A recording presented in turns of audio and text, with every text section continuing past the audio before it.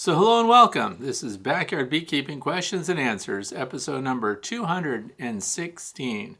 Today is Friday, July the 21st. I'm Frederick Dunn, and this is the way to be. So I'm really glad that you're here. If you want to know what we're going to talk about today, the subjects were submitted over the past week from viewers just like you. Please look down in the video description below, and you'll see exactly what things we're discussing in order. So what else is going on? It is 69 degrees Fahrenheit. Not bad, because I know a lot of the country is frying right now. Super hot. Record high temperatures, but 69.3 here. 4.7 mile per hour winds, 1 inch of rain.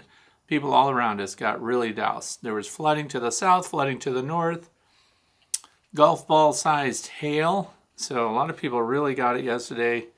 I escaped. Not even one beehive blew over.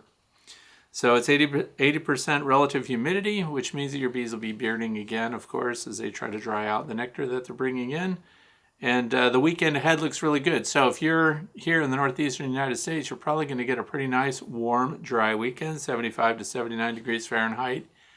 And that's a good time to work your bees. Thank goodness. Yesterday, with all the storms coming through, guess how many lightning strikes we had? 193. My grandson was at the weather station watching every lightning strike to see how close it was. They came within 8 miles, and that's a lot of lightning strikes. Air quality, by the way, the fire in Canada, we have good air quality today, at least where I am. Other parts of the country, not so lucky. Fire smoke is still coming down, but here we're at 27 parts per million. So that's about it for that. Let's get started. The very first question comes from Steve, Glen Allen, Virginia. I have a question concerning lantern moths. They're just arriving here just outside of Richmond, Virginia, and I understand they produce something called honeydew, which honeybees love. I also understand this will cause the honey the bees make to taste terrible. Here, most of us have processed the spring flow, and the question becomes, as the bees bring in the honeydew from the lantern moths and store it, do I need to be concerned about moving it around the next spring? In other words, the bees moving it around in the hive itself the next spring. And guess what this is right here? This is honeydew honey. That's right, this was given to me from Home Sweet Comb Honey Farm in Columbia, New Jersey. So thank you for that gift, by the way. What is honeydew honey? Well, I'd like to talk a little bit about honeydew in general because it's a byproduct of insects that are feeding on plants. So, and it's interesting calling this a lantern moth. Most people know it as the spotted lanternfly. Penn State University is doing a whole lot of studies on that. One of those I am participating in. And so this is one of the ways that we use honey to find out if the lanternfly is even in your area. And the reason is just like aphids. So think of aphids when they're on a tree, and I might have shown a few in the opening sequences today because I've been out paying attention to them. Aphids are on our goldenrod right now. There were also a bunch of them on milkweed. What do aphids have to do with honeybees? Well, did you know that honeybees are related to ants, another social insect? Ants actually protect the aphids on the plants in exchange for the honeydew that comes from the aphids. So in other words, as the aphids feed on the plant, they have mouth parts that allow them to penetrate the outside of the plant and get into the interior that gives them nectar, minerals, and a lot of other things that they utilize to reproduce, right? But it also makes the plants anemic, so it's damaging to the plant, which is why we don't want aphids in our gardens and things like that. So a lot of things eat aphids. One of those would be the ladybugs, which some people call lady beetles because they're beetles, and there are several varieties of those. So I'm actually photographing ladybugs over the past week. What's that got to do with bees? Well, it's interesting to watch the aphids extrude or excrete a clear liquid that allows them to take in more of the minerals because they're after the concentrate, and what they're getting rid of is the watery sweet substance that we come to know as honeydew. So the same thing happens with the spotted lanternfly, which was brought here by somebody into the United States who felt like they had to buy stone for their patio from abroad instead of just getting stoned from right here. And guess what? Spotted lanternfly eggs came with them. At least that's the story I was told. Now here's the thing. They feed upon plants like tree of heaven, which is one of the plants that they tell people to watch for, to see if the aphids, or not aphids, but spotted lanternflies are collecting on them. And they collect by the thousands, and they lay their eggs. And then, of course, they damage the tree, but I'm told that nobody cares about the tree of heaven. So if they're wiping those out, it's not that big a deal. But they also go to other plants like grapevines. So for grape farmers, vineyards, things like that will suffer profound damage in my state of Pennsylvania and abroad because they're spreading. They spread on trucks and things like that. Now, as the spotted lanternflies feed, they have the same kind of mouth parts that drill through that woody outside layer, the bark, and then they get into it and they start to consume the resources of the plant that they're on. The byproduct of that is, it's contrary to what is said in the question here, that the honey is terrible. Some people actually like the flavor of the honey. And some people say it has a slightly smoky taste, or some people say that it just has a strong mineral taste. But the thing of it is, they're allowing the honeybees to access sugary nectar from plants that they otherwise can't get to. Why is that? Well, because, for example, let's take grapevines. When the grapes are in their flowering state, bees don't benefit from that. So they don't get pollen and nectar from grape flowers. And the grapes themselves, as they age on the vine, if they split and they leak and things like that, then of course the bees can access those. But they get more from the spotted lanternflies while they feed on trees and grapevines and other plants that bees don't have access to. The bees have learned that they can get that sugary sap, honeydew, as a byproduct of those insects feeding on those trees and plants. And any plant that leaks nectar and sugary sap onto its surface, honeybees are scouts that go out and they find it. When they find it and they find out that it's liquid, that there's a sugar content that's beneficial to them, they fly home, they do their waggle dance, and they bring a bunch of other bees with them. And before you know it, they're licking that sugary substance off the surface of the trees or plants, and it doesn't take them long to figure out that the source of that was another insect. And honeybees, I don't know if you've ever seen them, when they really zoom in on a sugary source, they get in a feeding frenzy. They don't get all excited like that over pollen. I mean, they collect pollen and they'll gather to collect pollen. If you have pollen substitutes, you've probably seen that happen. But when it comes down to sugary nectar, they actually fight over it. So it's not much of a stretch that they would actually lick this nectar as it comes out of the spotted lanternfly. So that is honeydew honey. So when they put that in there, hey, I wonder if you put this on the, it doesn't say honeydew honey. It just says honey, and the net weight, 16 ounces. Interesting. I think if we knew it to be honeydew, but most people just say honey, wildflower honey, but you may be having to include lanternfly honeydew as part of the honey resource. So that's really interesting. And the study that I'm a part of is we are just sampling honey weekly, and we're sending that in collectively. So not every week, we don't ship it, but we collect a bunch of samples. We're sending them into Penn State for analysis, and they will look at the honey and they will derive the information they need that will let them know if our bees are accessing honeydew honey. And then that way, they'll know that the spotted lanternfly has reached our area. I think it's just inevitable that it's eventually going to get around. They don't know how to control them yet, and they've asked for people to destroy them when they find them, and also to report it to your agricultural extension office. So there's that. So in other words, the question becomes, if they're bringing honeydew from lantern moths to store it, do I need to be concerned about moving it around in the hive next spring? I wouldn't. I don't think we're worried about it. Plus, it's not your only nectar source. It's just a boost. It's one of a lot of others. So your bees are still going to be bringing in nectar from other floral sources that you're familiar with, and I would expect it to be pretty diluted, and it's nothing to worry about, because where did it come from? Plants. It's still nectar from plants. It's still plant sap or something like that, so I consider that to be pretty normal. There's no detriment that I know of other than the fact that it may alter the flavor of your honey. So, and not in a bad way, by the way. The person that gave this to me liked it a lot, and so do a lot of other people. So maybe it's an acquired taste, because there's buckwheat honey, for example, that's very strong and very dark. And some people don't like that. Some people only like clover and the light honeys and the mild flavored honeys. So you would just have to add that to your list of distinctive flavors in honey, and there will be people that want it, and there will be people that would like to avoid it, simply because in their head, the very idea of getting honey from some excreted liquid from an insect bothers them.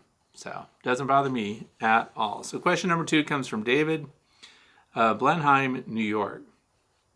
Question in regards to honey extractors. There is a ball bearing in the bottom of the drum where the shaft of the frame basket sits on. What type of lubricant should be used in the hole where the ball bearing sits? I was looking up food grade grease, but I read that it should not be used where it could be in contact directly with food. So what should be used to lubricate the ball bearing that is safe and will not contaminate the honey? Okay, so when it comes to contamination of the honey, anything that your honey comes in contact with, any surface, potentially will contribute to the honey itself. But when we're talking about the extractors, let's look at extractor design. A lot of them, if you're a backyard beekeeper, you might have a plastic hand crank style extractor. If you've bumped up a little bit from that, which I have, and I have an electric all stainless steel extractor, they do have lubricant. So there's something I want you to know about both lubricant and the design of the extractor that you're using. So how would the design matter? So where is the ball bearing located? If you look at the bottom, there's a central shaft that goes down, and these are standard. There are radial and tangential extractors. And in big industry, of course, there are big horizontal, tangential, and radial extractors, but there are huge tangential extractors out there. But what I want you to notice is, first of all, yes, use food grade, certified for food contact lubricant.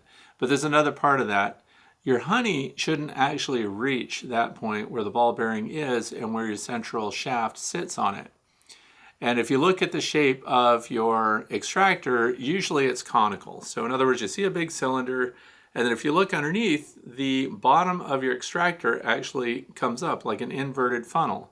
And then sticking up from that is a receiver for the shaft, or in some of the very inexpensive ones, there's kind of a pointed piece of steel, stainless, I hope, that another piece of steel sits on, and that becomes your lubrication point. But here's the thing. If that point is in the center, and that's the highest point in the bottom of your extractor, and then the extractor itself contours down so that the honey drips and remains on the outside, because what else is on the outside? Your draining spigot, right? Your honey spigot. So the whole point is that I'd like to get across to you is, first of all, avoid contact with that at all. And the way you do it is while you're extracting, that honey gate is open. The honey gate's open the whole time, so as the honey spins off, slinks to the outside walls, goes to the bottom, it runs out before the honey even gets to the height where it would make contact with where you're lubricating your ball bearing, right? So that's step number 1, is just the honey won't be in contact with it unless you're one of those people who keeps that honey gate closed until the honey goes all the way up and starts to slow down the baskets from turning, okay? That's not what you're supposed to do, but if you did it, then you would definitely have your honey in contact with the lubrication there. So there's something called H3 lubricants, and H3 is a certification for food grade lubricants that are certified to be in contact with food. In other words, this stuff could ultimately end up in the food that you're going to eat or that you're providing to someone else, right? So some examples of H3 lubricants would be vegetable oils like soybean oil, canola oil, corn oil, or sunflower oil. Edible mineral oils like white mineral oil or light mineral oil. And then, of course, there's silicone, right? So those are, in other words, approved so that if you were going to end up consuming it somehow, if a little bit of that got into your honey, it would not ruin the fact that your honey is edible, food grade, and certified, right?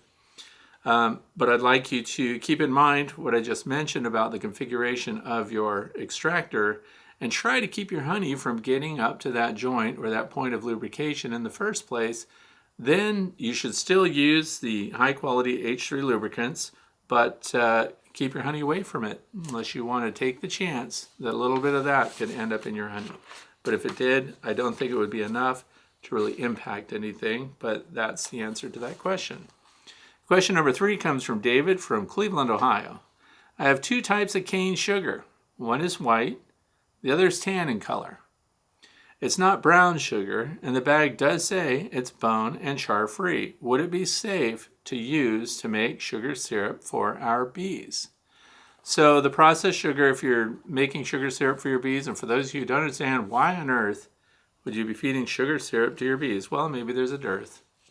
Maybe your bees are struggling. Maybe like a lot of areas around this time of year, there's no nectar in the environment. And so, of course, the bees are having troubles getting the carbohydrates they need to have the energy necessary to keep their colonies cool on these really hot days. So a couple of things you need for your bees to keep cool on hot days wherever you are in this country or the world as far as that goes. They need fresh water. Fresh water is what they're going to use to stay hydrated and, of course, to evaporate off the surfaces of the comb and areas inside the hive, which act as a coolant system, right? So they're fanning it, they're evaporating it. That uses energy. So that energy requires a carbohydrate. The carbohydrate is the sugar, okay? So that's sucrose. And here's the thing. Plain white sugar, is that nutritionally valuable? No, it's carbohydrate. It's a straight energy source. So number 1 on your list of what you should be mixing up for your bees is processed cane white sugar and water. And I give that 1-to-1 by weight. That's not critical either, okay? But it gives them the carbohydrates they need for the energy necessary to cool the hive, because let's face it, they're using a lot of energy to stay cool, just as they use a lot of energy in the wintertime to stay warm, and that's the purpose of honey. So when you have coloration, if it's brown, and I don't know anything about this brown colored cane sugar, but if it's not white, in other words, if it's not completely processed to the point where there's nothing in it but sucrose, then the other things become particulates in the digestive system of the bees. Now, during the summertime, periods of dearth, things like that, I don't consider that to be a huge problem, and the reason is your bees can fly out and do a cleansing flight anytime they want to. So the more particulates there are, it actually builds up in their digestive system. And when it does that, the bees have to go out and they have to eliminate whatever's built up in their digestive system. So in the summertime, not a problem. This time of year, no problem. So I would consider those equal. Now, when you're going into winter and you're preparing them, if you've got a profound dearth and you have to give a heavy sugar syrup because you want your bees to build up resources because you tilted that hive at the end of the year and it was very light, and bees without carbohydrates in the wintertime are not going to make it. They absolutely have to have that resource, and that's when if you've not saved enough honey on for them. In fact, a lot of people this year, depending on what the climate is like and what the rainfall has been, for us it's been very light, we may not have a lot of surplus honey for the bees, but what they do store up should not be taken by people unless your bees have created more than they need to get through winter. So number 1 to get your bees through winter is the honey that they've stored. I'm a backyard beekeeper. I don't care about getting a big honey crop at the end of the year to pay my bills. So I'm in a very different position. This is why a lot of commercial and sideline beekeepers take all the honey that they can find. They take all the supers off, and then they load it back on several gallons of sugar syrup per hive. And it doesn't sound very effective, but the thing of it is, it restores weight to the hive and makes your bees more robust as they go into winter. And the thinking is, of course, the return on your investment. The sugar syrup that you're going to purchase is a fraction of the cost when compared to the money that you could yield from honey that's produced from your hives. So for the backyard beekeeper, again, the only colonies that I'm going to feed or put sugar syrup on are those that demonstrate that they're not capable of building up on their own, or they're a brand new swarm that's been collected, and as it just happened, as soon as you hive that swarm, all of a sudden we had bad weather for 2 weeks or something, and there's nothing in the environment for them, which is counter to triggers for bees swarming in the first place. They tend to swarm when times are good. Absconding and swarming are 2 different things. And I have had a few people ask me why their bees left entirely. So if they run out of resources And this is a trait that some specific lines of bees have. If they find that they're in an environment that isn't providing everything they need, and the beekeeper is likewise not supplementing their resources so that they can afford to stay there. And by that I mean affording the loss of calories. So when these bees are in profound decline, they actually can abscond. They can leave that hive completely and seek out a new environment that has the resources they need. So they might fly south or west or wherever they found there are other nectar resources available. And that's a very common trait of the Africanized honeybees, for example. They just pack up and ship out and go to wherever resources are, which is why they spread so fast. So providing them with the sugar resources that they need, if they don't have anything else, I think is just the humane thing to do to keep that colony alive. Another thing that you can do is if you've got a struggling small colony and another colony that's doing really well, and this is what's interesting about honeybees, one of the many things that's interesting about honeybees. You can have hives in the exact same environment side by side. And you can see that one colony is doing fantastic. They're full of nectar, resources. Even the pollen that they're bringing in is very consistent. And they're finding these resources really well in the environment. But then you'll have a colony right next to that that is not sourcing what it needs the same way. They don't forage the same places. They're not foraging on the same flowers. And they're not bringing in the same amount of resources. So it is very interesting, but that's also good for the bees. For example, if one of the resources they went to turned out to be toxic, the colony that goes to that resource would come back and show the impact of toxins, pesticides, specifically insecticides even.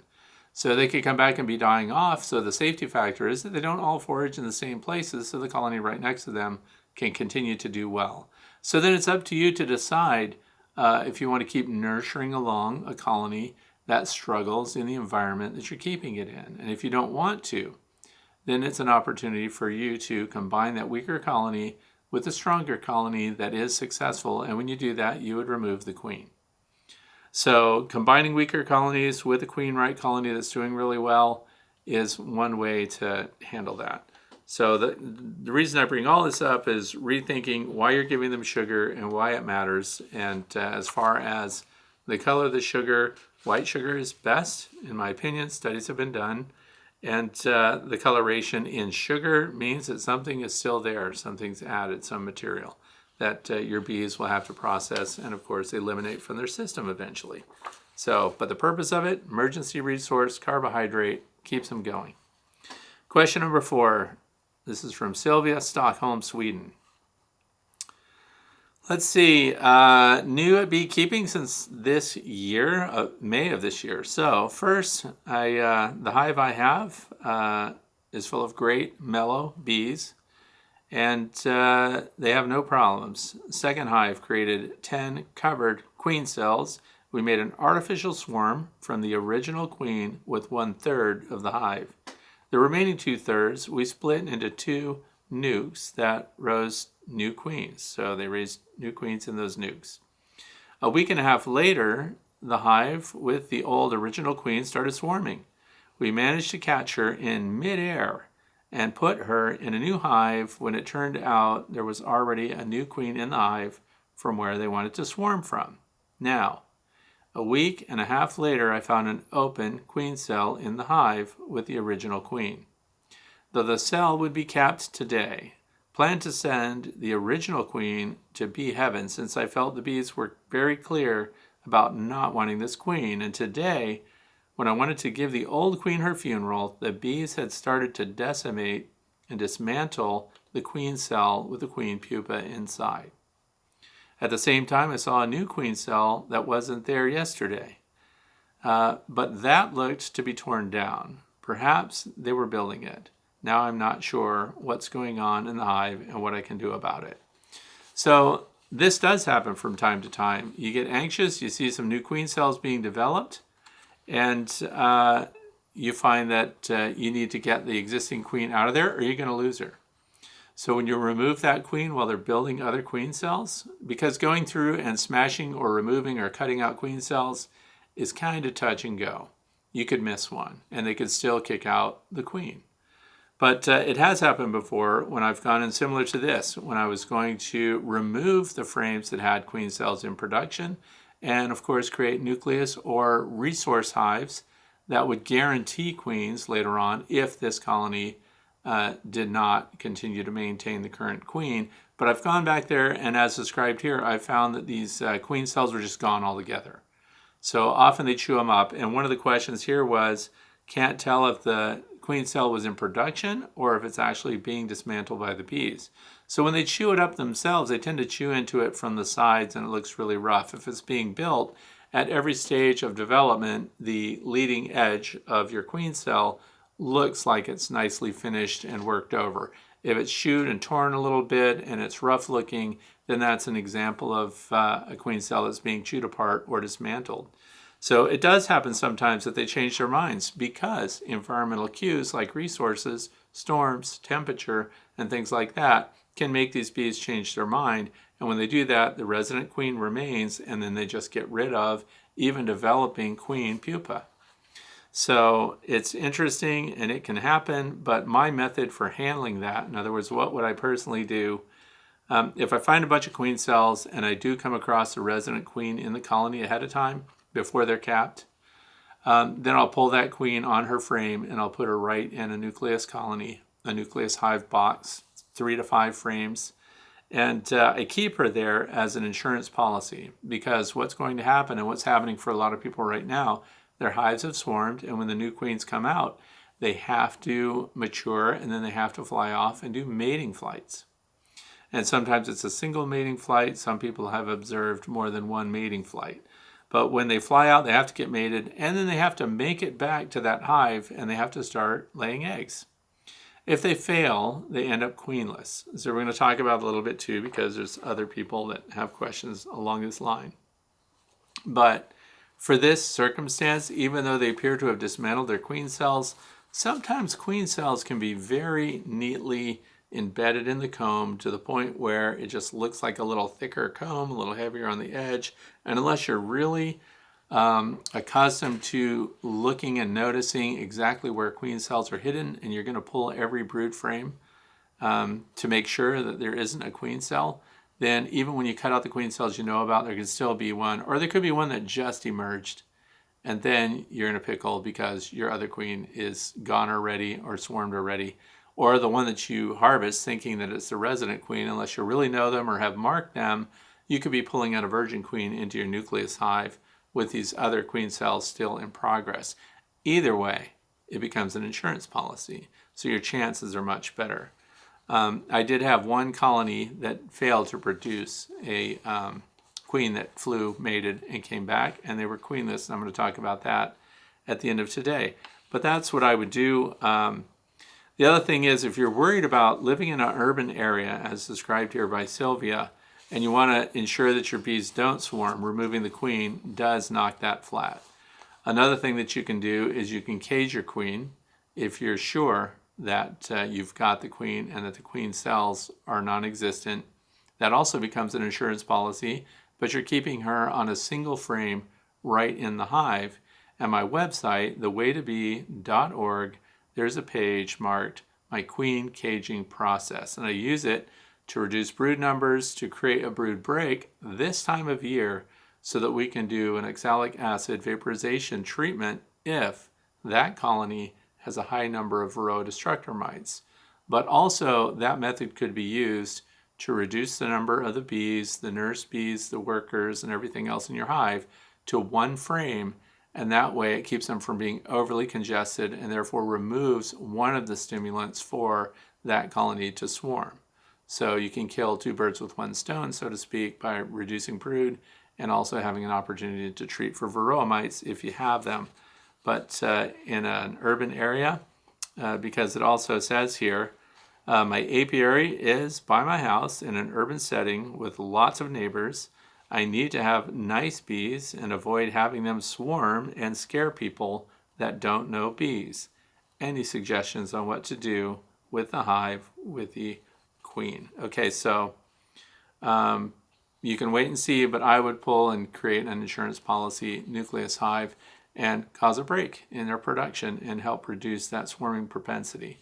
And then once you're sure another queen doesn't exist, a few weeks down the road, they aren't laying eggs, you don't see any examples of open larvae and things like that, then you can restore the queen that you pulled apart and you put in for your nucleus, your insurance policy.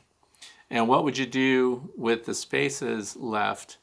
This is something that I've not liked in the past, but I'm thinking more about it because one of the things that happens when we pull out a queen and brood and things like that is we have to replace those frames, otherwise they'll make a bunch of feral comb. So here's what I suggest as a placeholder for the frames that you will later put back with your queen once you've pulled her out temporarily. You can put in frame feeders, and some of the frame feeders will occupy single spaces, others occupy the space of 2 frames. So you have a couple of choices here. You don't even have to fill your frame feeders with any feed. You use them as placeholders so that when you're pulling out these frames as insurance policies until you're sure that you got your queen out of there and that you're reducing brood and you do your treatment or whatever method you're trying to do, then you can remove those again and put the frames back when you reunite your nucleus, queen, and of course the bees that you've left in the colony that you took her from. And then likewise in the nuke that you're putting her in, all of my nukes are standard 5-frame deeps. Once again, if I just want to move 2 or 3 frames, I can use frame feeders, again as placeholders that occupy the space and reduce that nucleus hive even more to just a couple of frames if I'm just trying to ensure that I have a resource if this colony loses its queen.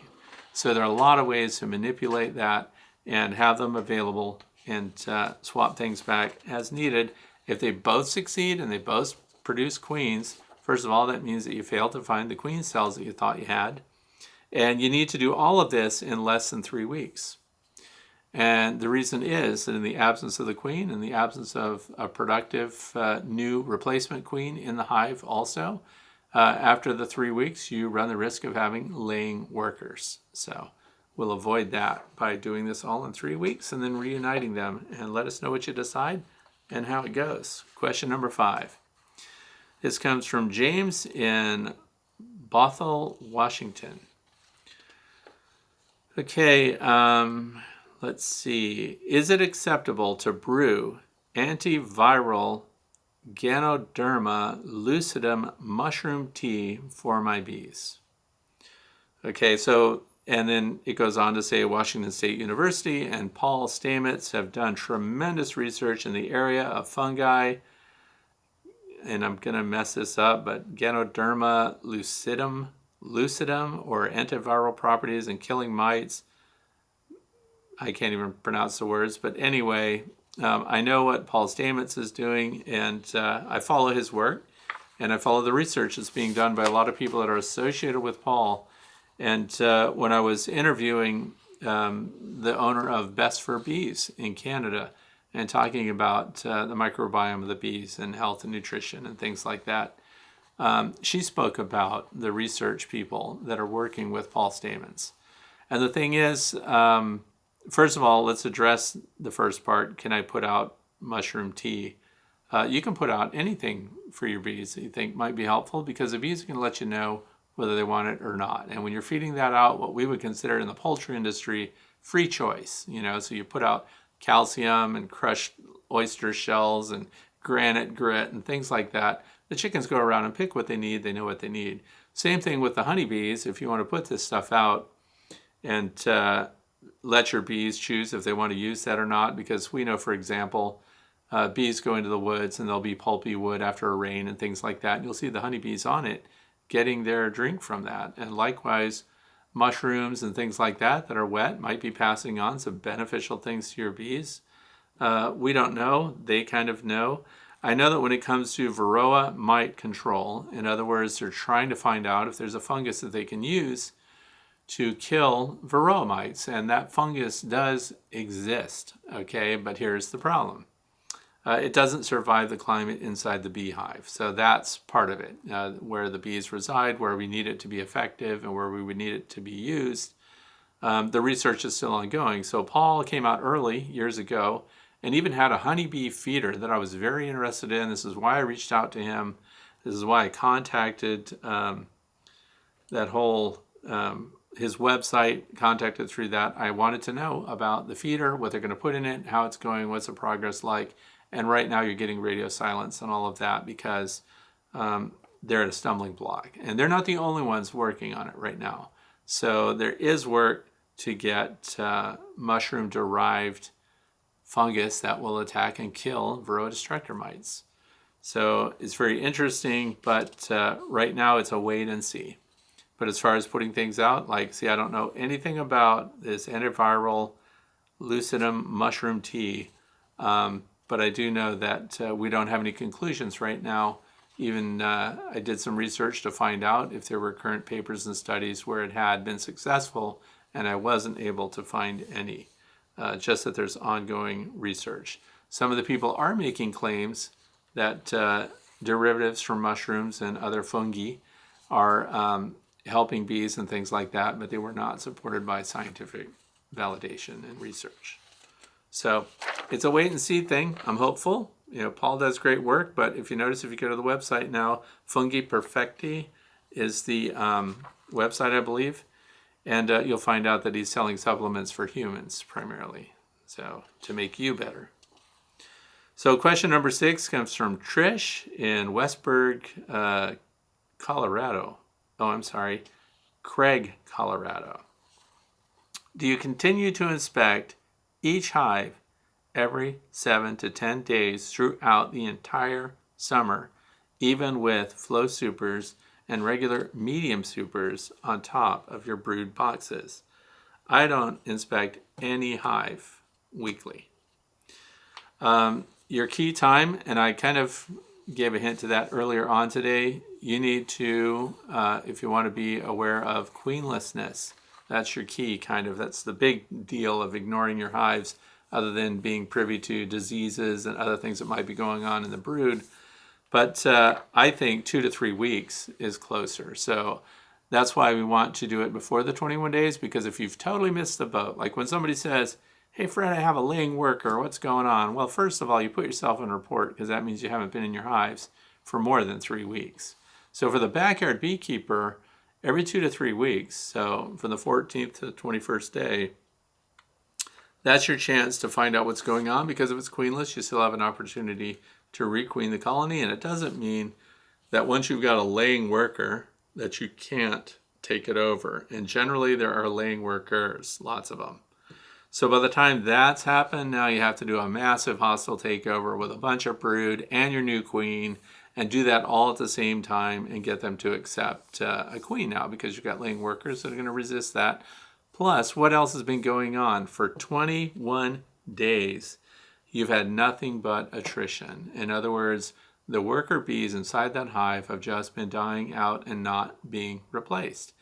Every single day that you have a laying queen in your hive, you're producing on average 1,500 new workers. She is laying 1,500 new eggs a day. I know people will say 2,000, 2,500. It could be any number of eggs, but that's an average. So if you think about that, 1,500 workers per day are not being provided to that hive during pollen and nectar source availability in the environment. So if you've not inspected and you've been without a queen for all of that time, you have a dwindling population of bees. And yeah, that's happened to me too, because I've thought that my bees were doing great, that there were lots of workers in a hive, and they just kept trickling down, and trickling down until you see very little activity on the landing board. You don't see a lot of pollen coming in. And the comparison, of course, is that other colonies do have a lot of pollen coming in. They do have a lot of nectar coming in. And this one over here is just doing nothing. That's something that you need to inspect at a minimum. But 7 to 10 days, I recommend you do not do that. And here's why.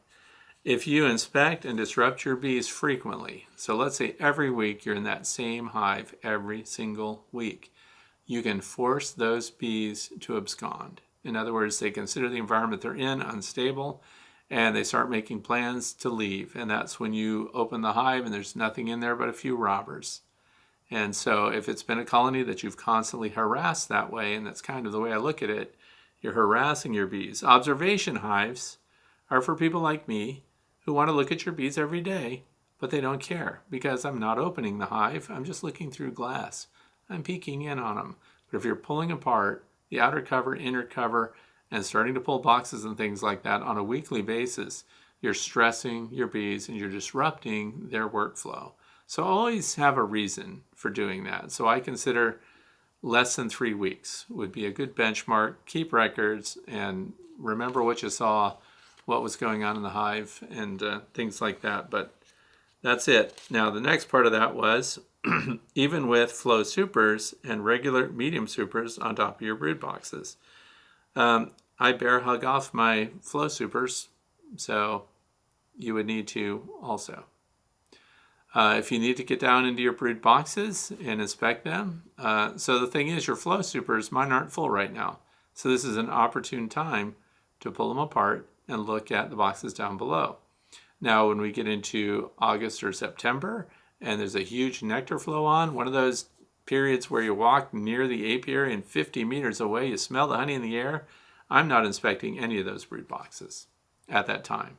So the other end of that is, as soon as I extract honey from a flow super, for example, which is the reference here, the day after I've extracted that, pull it off and do an inspection if I suspect that something is going on with the brood. Because at the end of the year, end of September, I pull off those flow supers completely, and then do what's called an evaluation, which a hive evaluation is looking at every single frame in the hive to see what's going on, and then that's it for the rest of the year. I don't bother them. So that's when they end up with a deep and then a medium, and that's all their honey and resources, or whatever's left of that nectar flow going through October, and we have quite a bit still here. That's, again, all for winter and restoring them, because we're really kind of safe when we think about the swarm opportunities there. I have had late September swarms in the past, and they've actually done really well and made it through winter because that October provisioning opportunity still existed. So that's my thinking, and that's what I do. Of course, that's here, but I think inspecting every week is too much. That's being in your hive too often. Question number 7. I'm having an issue with a top bar hive. This is my queen's second year, and all she's doing is making bees. The whole hive end to end is bees and brood. It's 25 bars, brood surrounded by nectar and pollen, and I'm in Wisconsin, and should I make an excluder, split them, wait for the fall flow, and that's how it goes, and this is from Brenda. So, I have a lot of questions again that don't often get answered with these. In fact, I probably should update maybe my question form so that people can give me some more to work with. Because I have horizontal hives here, and they all have single entrances, and the entrance is at the very end of the hive. And for me, it's the south by southeast corner of the long horizontal hive. So it wouldn't matter if it's a top bar hive, crown hive, ivory bee hive, and then of course the long Langstroth or the Layens. They all are very predictable in how they lay out their resources. So entrance, brood, then we have a mixture of brood, and then we've got the pollen stores, and we've got honey around the edges of that, and then eventually the brood gets smaller and smaller, and we have nothing but honey going beyond a certain point. And the reason that is because I don't have any other entrances on these horizontal hives. I don't have any top venting on any of the horizontal hives, even though the Layens hives came with them. I closed them all up. And I even used double bubble, that bubble insulation. I cut that to match the top of my horizontal hives, all of them. And I use that as the gasket when I close the lid. So there's an entire surface of double bubble that is another vapor barrier, but it also retains the heat and protects them from the heat as well. So if it's cold outside, it keeps them warmer inside. If it's really hot outside, it helps them stay cooler inside by deflecting that upper entrance, by that upper cover, the heat that would come from the sun and the hostile hot weather that a lot of people are experiencing. So my question is, if they're running brood through the full length of a 25 bar top bar hive, I highly suspect, I don't know, but I highly suspect there's other venting in the hive. A lot of top bar hives have vents at either end, and they go up through the top bars themselves, of course, form the top boards of the hive. Maybe there's venting at each end because people think they need that, but the bees actually don't. They can circulate that air through the hive themselves just fine, and they'll get it right back out to a single entrance. So what I want to know from Brenda is, are there other vents in the hive or even other entrances? And I hope the answer, if the answer is yes, I highly suspect it is, then consider closing off whichever your least active entrances are, and try to have your single entrance be at one end or the other, not in the center either. So those are just my suggestions. You can try them or not, but even at this late point, right, let's say this is going on, would I recommend a queen excluder? I do not. And for the reason that I just described, it's easy to make a queen excluder to use as a dividing board inside a horizontal hive. Because you just make it in the shape of the frame, and it's just like your follower board, only it's got a queen excluder grill built into it, right? I don't use that, and it's because I don't need to, because they're already doing that organization on their own without any restriction of your workers getting through the excluder. Even the best queen excluders provide some resistance to your workforce passing through that, and particularly if there's a single entrance, because if they had another entrance on the hive, then the queen excluder would keep the queen from, of course, laying and following the ventilation that's going through the hive. So I don't do it. I don't do it personally, but I have them just in case. I just don't need them. So that's pretty much it. I wouldn't make the queen excluder. I would wait for the fall flow. If you have other top bar hives, it would be, sounds like a great opportunity to start to make another one. If you've got 25 frames of brood, I would personally knock that right in half and concentrate the brood at one end. Maybe remove the queen with your split like that. So leave the brood, especially open brood with eggs, and take the queen out with a whole bunch of those frames. Start another colony with a bunch of brood that's all capped and of course near emerging from their worker cells, and start another colony, and then let these continue to build up, because if you've got 25 full, and in partnership with that, I would reduce it to a single entrance. So just my suggestions, and the good news is there may be other suggestions, and there are many variations that all would work on some level. So that's just sharing what I personally would do, not using a queen excluder, single entrance, no venting, and then getting them to organize themselves that way. And if you did that without doing anything else, chances are you would start to see them backfilling the farthest in frames. Those that are furthest from the entrance would start to, as they emerge that brood, they would start to backfill with nectar and continue to condense their brood more towards the entrance, I would think. So question number 8 comes from Cliff, Vian, Oklahoma. Let's see, my question is this: does a worker's abdomen get larger once her ovaries become active and make her more recognizable, possibly indistinguishable from a virgin queen? So the answer to that question, and here's because this alludes to what happened in the beginning. At 21 days being queenless, worker bees do have ovaries, but they don't have very many of them, right? They don't have as many as the queen, so they're not going to look like the queen. So when they have these few ovaries, it can only produce haploid offspring, right? So they have males only. And so when they lay those eggs, they don't lay a lot of them because they're not like a queen. And so they only have a few ovaries, and when they do, it's not noticeable by us. They can still go through queen excluders and things like that, so they're not as big as a queen. Some people say that they're too heavy to fly, And I don't even know if that's true, really, because I've not tested it, but I kind of take people at their word. This is why one of the ways to get rid of laying workers is suggested to shake out all of your bees well away from your hive, and that any laying workers that are in there would then not be able to fly back to the hive because their abdomens are large, because their ovaries are active, and they're producing eggs.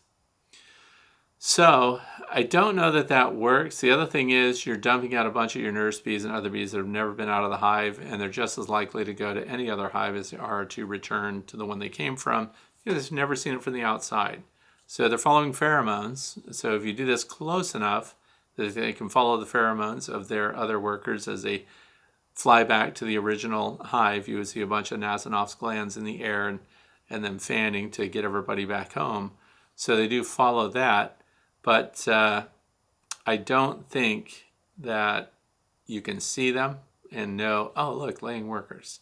Other than if you see her coming out of a cell and she's parked a bunch of eggs on the sidewall of that cell, then you can see kind of which one is the laying worker, but they're not visibly larger to the point where we could look at the frame of brood and go, there's one, and there's one, and there's one.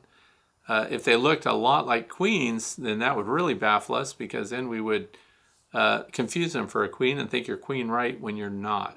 So queens are very distinctive. Their thorax is large. That's one of the things, and it's very shiny and bald. So when you see the queen, other than the length of her abdomen, there are other physical traits. Also, when you look at her eyes, they are not the same as a worker's eyes. So the queen's eyes are a little more round, and the worker's eyes are long and teardrop shaped. So there are a lot of other things that distinguish the queen from workers. So, but yeah, that's an interesting question. But nope, you can't recognize them. So now we're in the fluff section. That was the last question for the day.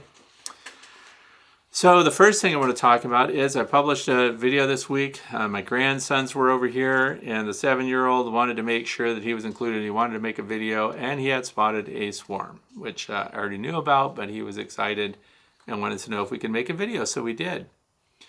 And we decided to play around with a net to gather those bees. But the interesting thing was, I also let him pick the box that he thought the bees should go into. So I had a bee caddy. It's a box that you put your smoker on and your hive tools in and your bee brush on. It was from Beersville Bees, and it was sitting in the garage, and it is a nucleus box. That's the size of it. So he looked at that and he thought that that's what we should let the bees go into. So we loaded up with frames, we took all the tools off of it, and we set it on a hive stand, and we collected the swarm, and we put them on the landing board of that Beersville Bees utility box. And of course, well, they rejected it. The swarm of bees was really large, so they weren't going to fit in there anyway. A bunch of them went in, explored it, inspected it, and make matters worse, they just thought that wasn't suitable. So then we went to a 10-frame deep box, and we put it in the same spot, and we were letting the bees walk in just to see what they would do, because we like to experiment. We could have shaken them in. I could have taken the queen. We saw the queen multiple times. We could have put her in some kind of queen cage, roller cage, something like that. Captured the queen, put her inside, and made sure they settled in there. But we decided not to do that. We decided we would just see what the bees do. Let them pick out their spot. And so what should have been a half-hour event or a 45-hour event ended up being several hours long. The video is not several hours long, but what the bees were doing was interesting, and ultimately they rejected that one, and they collected on the outside of the hive, even though it's not occupied by any bees. And then, of course, my grandson had to leave, and so we put a time-lapse camera on it and everything else, just to make sure we wouldn't miss anything.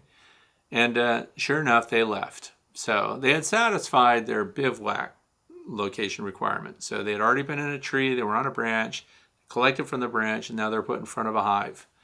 And but the interesting part is, somehow the bees figured out that a colony of bees that is occupied but was queenless. So it was on my radar to replace the queen. I'm just way behind. I have more colonies of bees than I wanted to really deal with, so I wasn't thinking I would want to requeen that colony, so I was just going to kind of let their numbers run out, to be honest. It's in a 10 frame with a medium super, so 10 frame deep, medium super, Apame hive. And the bees just hadn't been doing that well. So I thought, I'm not going to replace those. Where do you think the swarm went? They went the 100 feet right to that hive and flew, landed on it, went in. So their scouts, the whole time that my grandson and I were looking at the hive, we tried to get them in. They had already picked another location, and they moved into it. So it was actually a win-win. It was a colony that the numbers were dwindling. They weren't queen right. And so they needed a queen anyway, so here comes one with a couple of pounds of bees to boot. So it was kind of a surprise in a lot of ways. I thought they were just flying away. But they ended up flying to my own apiary. So once again, it was reinforced that you can have beehives in your apiary that are suitable for a swarm, and you may just find it occupied one day. The other thing is you can find a colony of bees that you know to be weak, that maybe they've been queenless and you don't want to buy in a queen, and you also don't want to weaken another colony this time of year. So your choice is take that out. So they were borderline. There were too many bees and the colony was configured wrong to combine them with another colony. So I didn't want to do that. So again, I was just going to let them go. But so we find that somehow they can smell the hive and know. I don't know if they went in there and were robbing it a little or something else too. Whatever it was, they were familiar with the spot. The scouts approved of it. All the bees went there and took it over without a fight. So it's just like turning on the bee faucet and pouring them all on the landing board and having them all go in. Of course, my grandson missed all of that. But it was very interesting to know that your bees can find a queenless colony and then just join them when they're in swarm mode. So that was the first time I'd actually seen that happen. Another thing that's coming up this week is an interview with Cayman Reynolds. So we interviewed last night. It's a Zoom interview, and we talk about all kinds of stuff. So I hope you'll tune in. That's going to go live over the weekend, and of course was pre-recorded. So we're going to talk about a lot of things. One of the things I want to tell you is for those that are looking for a convention and thinking about the Sevierville, Tennessee convention, there's going to be another one, and it's actually by Cayman Reynolds, and they're going to announce in that Zoom interview, I'll tell you in advance that it's going to be the same dates but in a different location. So if you want to know that, check out that video. So number 3, let's see, checking on your swarms. Those that had bees that swarmed in June, you're keeping an eye on them now in July to make sure that they did mate, that they did, when you had those that swarmed out, you might have hived those, but the ones that were left behind had to make new queens. So this is where we want to be looking at those hives and making sure that their queens are laying now. Some people get excited, jump the gun, buy a queen that's mated, fly her in, try to install her, only to have her stung to death. And that's because they did produce a new queen. She's just taking a long time to mature, fly out, get mated, and come back. And there are plenty of drones around right now, so the mating potential is very high. There are also a lot of wild birds, dragonflies, and other things that can impact that. So if they catch the queen and she doesn't come back, they're queenless. So we need to be following up on any of the colonies you know to have swarmed, or that you pulled their queens from them because they look like they were making preparations. You should see numbers increasing in the brood now. So what else? Talking about the resources in the environment. So right now they're a little low. If you look at beescape.org, which now is managed by Penn State, I noticed, when you go in there and find out what your low months are where you live for pollen resources and to provide for your bees. And so if you've started some nucleus colonies that could be struggling right now, one of the things I'm testing out just for fun, I don't have to do it, I just want to see what the difference is. Hive Alive has those pollen patties, so I'm going to be putting 2 nukes side by side, same stages of development, created at the same time, and we're just going to do some with and some without these pollen patties just to see how that boosts them up, because there is a lack of pollen coming in right now, even though we have a lot of white clover and they do get pollen from that. They are not getting pollen from the milkweed, and the milkweed is already nearing its end, I've noticed, which seems a little fast to me. But we're going to hit a bridge here where Clover is everywhere, so it's a great nectar source. Some pollen comes from it. And they're on the elderberries and some other things I'm sure that I haven't seen. But this would be a great opportunity to see if we can keep one colony brood building just by putting in half a pollen patty on a nucleus hive and then one without to see how they compare. And if they consume it, we'll have our answer right there. If they ignore it, they're getting what they want already from the environment. Doesn't matter. But I'll try to make a video about that. Please keep records of everything you do to every hive. I don't care if you have one hive. You think you're going to remember everything, and next thing you know, you don't realize it's been 30 days since your hive swarmed and that you lost your queen and you haven't thought to check in on them to see if they actually have a queen that's laying and that they're good to go. The other thing is, because we're in a semi-pollen dearth, or for me, it's the lowest resource time of year. We're not completely flat, but and we're not in a dearth as some people are. But if you're in a dearth right now, this is a great time to check for Varroa destructor mites, to look for other diseases in your hive. And again, because your brood would match the lack of resources in the environment, your queen may go off lay even for a while. And it could look like you don't have any egg production going on, and that could be true because they'll cut back on laying eggs, and the nurse bees won't be raising them because they don't have the resources to feed them. So great opportunity, if it's also Varroa loaded, to get those under control before we get into what for us is our next and upcoming nectar flow. When goldenrod starts blooming, the asters, Maximilian sunflowers, and all the other stuff starts kicking in, we have a serious nectar flow here. Now for some people, they have no fall nectar flow at all. So getting your Varroa mites under control now, well ahead of the final brood that gets produced before you go into winter, will give them a huge boost by keeping all those viruses out of your hives. So interviews are coming up. We're going to talk about treatment-free queens that are being reared. So that's coming up also this week. And I have another video that's going to come out. Talked to one of my friends into being stung by bees. So we're going to find out what happens to you when you get stung by a bee. A lot of people get stung all the time. I don't seek out bee stings, but have you ever wondered what really goes on with your body when you're stung by a bee? That's coming up this week also. And that's pretty much it. So I want to thank you very much for spending your time with me today. Those who are listening on Podbean, this is a podcast called The Way to Bee. And so I hope that you got something beneficial out of today, and I hope that this weekend's great weather is going to give you an opportunity to keep up with your bees. So, thanks for watching. Have a great weekend. If you have questions that you would like to have considered for future Q&As on a Friday, please go to the website, thewaytobee.org, click on the page also titled The Way to Bee, and fill out that form. And you never know, we might talk about things that are interesting to you someday. Thanks for watching.